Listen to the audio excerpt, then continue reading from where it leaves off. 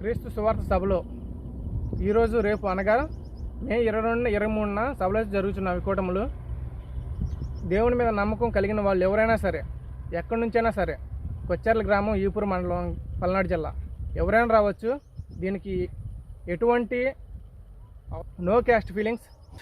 23వ తారీఖు మన పాస్టర్స్ అయితే బాప్టిజం అనేది ఇస్తున్నారు. ఎవరైనా వచ్చి తీసుకోండి, కానీ ఒక పర్సన్కి నమ్మకాన్ని అనేది ఇవ్వండి.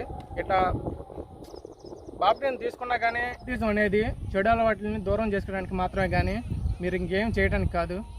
ఇది మంచి పనులకు మాత్రమే బాప్టిజం తీసుకోవాలి. మీరు వచ్చేటప్పుడు చిన్న మెసేజ్ పెట్టండి, మేము వస్తున్నామని, మీకోసం ఫుడ్, బెడ్ ప్రిపేర్ చేయగలం. బాప్టిజం తీసుకున్న వాళ్ళే చర్చికి రావాలని ఏం లేదు ఇక్కడ. ఎందుకంటే ఎవరైనా రావచ్చు. నేను మారాలి అనుకునే వాళ్ళు ఎవరైనా చర్చికి రావచ్చు.